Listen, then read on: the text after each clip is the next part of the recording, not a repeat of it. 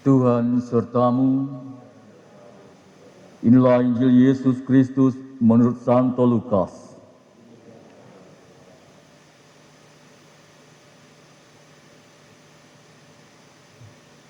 Sekali peristiwa Yesus mengajar banyak orang. Salah seorang dari mereka berkata kepada Yesus, "Guru, katakanlah kepada saudaraku supaya ia berbagi warisan dengan daku."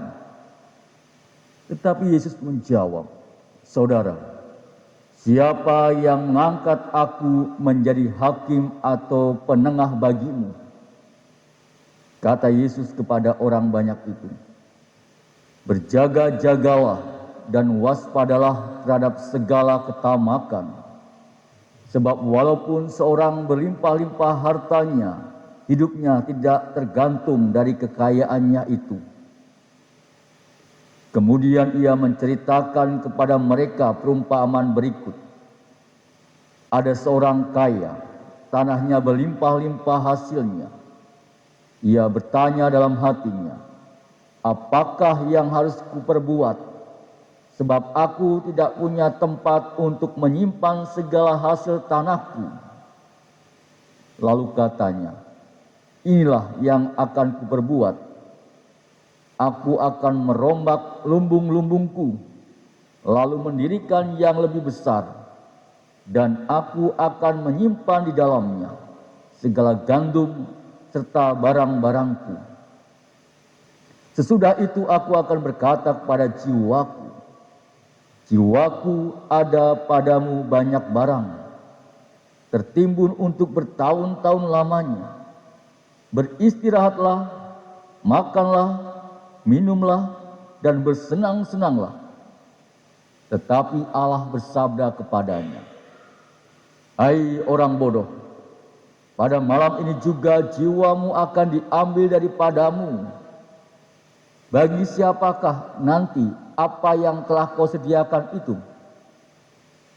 Demikianlah jadinya dengan orang yang menimbun harta bagi dirinya sendiri, tetapi ia tidak kaya di hadapan Allah. Demikianlah Injil Tuhan. Terpujilah Kristus.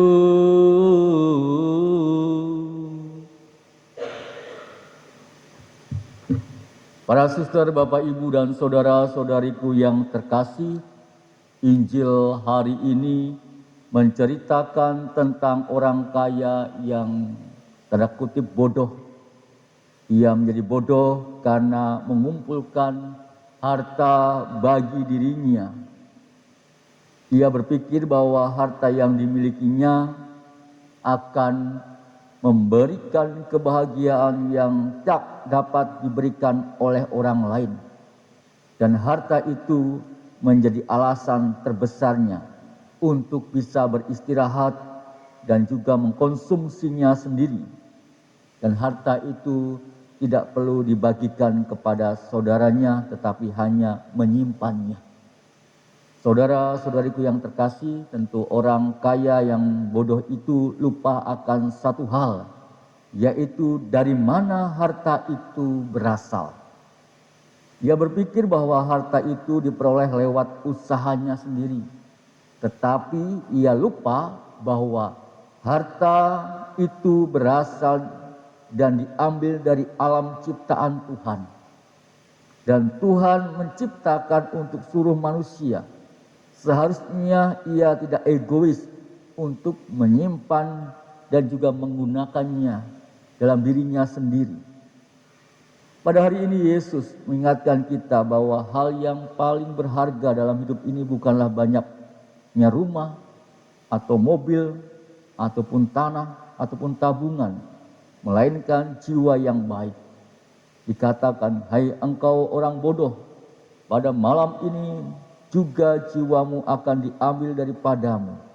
Dan apa yang telah kau sediakan untuk disimpan itu nanti." Demikianlah jadinya dengan orang yang mengumpulkan harta bagi dirinya sendiri, jikalau ia tidak kaya di hadapan Allah. Kita memang diberi kebebasan tentunya untuk mengisi hidup ini dengan bekerja dan juga mengumpulkan harta untuk mendukung kehidupan kita. Namun tentunya hidup kita jangan sampai terbelenggu oleh harta, apalagi harta yang kita miliki menjadi sumber dosa dalam diri kita. Berbagai berkat yang Tuhan berikan kepada kita, kita terima dengan rendah hati. Kita sikapi secara bijaksana dan juga kita pergunakan untuk kebaikan bersama. Kita bersyukur kepada Tuhan karena Ia senantiasa mendampingi hidup kita dengan berbagai macam rezeki yang telah kita terima. Semakin banyak berkat Tuhan yang kita terima, sudah semestinya kita semakin murah hati, suka berbagi, ringan tangan, dan juga membantu saudara atau sesama yang sedang mengalami penderitaan. Semakin kita rajin dalam kegiatan lingkungan, wilayah, dan paroki, serta peduli dengan lingkungan hidup di sekitar kita. Itulah tentunya yang menjadikan jiwa kita, menjadikan jiwa yang memberkati hidup kita dan juga bagi sesama. Dan itulah tentunya harta surgawi yang setidaknya kita telah terima dalam hidup kita sehari-hari di dunia ini. Marilah kita mohon kepada Tuhan agar kita pun dibukakan hati kita untuk bijaksana apa yang telah kita terima dari Tuhan. Kemuliaan kepada Bapa dan Putra dan Roh Kudus,